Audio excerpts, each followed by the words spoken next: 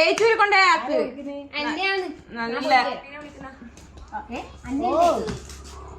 കൂട്ടാടിനോട് പറയണ വിഷു ഭാരതി കൊണ്ടാക്കാൻ.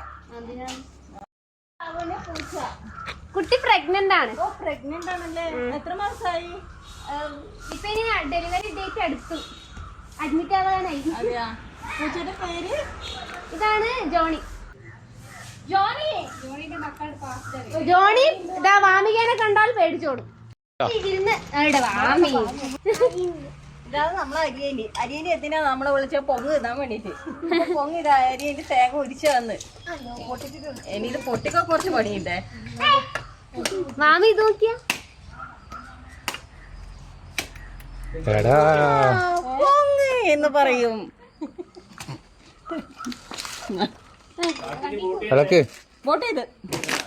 ഇത് പ്രിയങ്കൻ്റെ ആപ്പൻ്റെ വീടാണേ. അപ്പോൾ ആൻറ്റി വിളിച്ചിട്ട് ഇവിടെ നമ്മൾ പൊങ്ങ് തിന്നാൻ വേണ്ടിയിട്ട് വന്നതാണേ.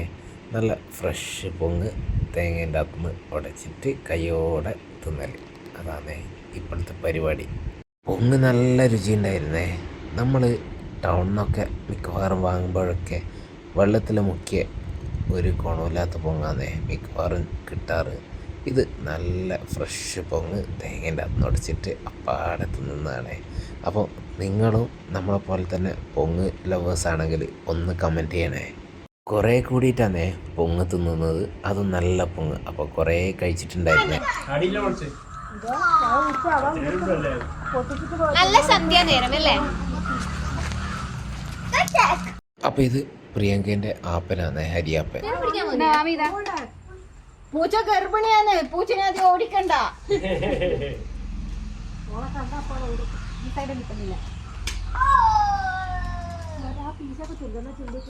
അപ്പം ഞാൻ നേരത്തെ പറഞ്ഞ പോലെ തന്നെ ഞാനിവിടെ വന്ന് ഇങ്ങനെ ഇരുന്ന് എനക്കാണെങ്കിൽ പൊങ്ങ് ഇവരിങ്ങനെ പൊട്ടിച്ച് തരുന്നുണ്ട്. ഞാനിതൊക്കെ ആസ്വദിച്ച് കഴിക്കുന്നുണ്ടേ. കാണിച്ച പൊങ്ങ് കാണിച്ച എന്നാ അത്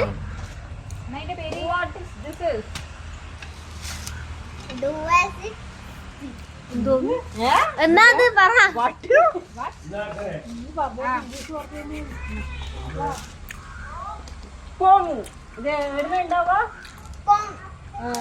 തേങ്ങേന്റെ എങ്ങനെയാ വിയാനെ പൊങ്ങ് വരുന്നേ? അതിനകത്ത് വെള്ളല്ലേ ഉണ്ടാവുക? പിന്നെ എങ്ങനെയാ പൊങ്ങ് വന്നേ? പറ.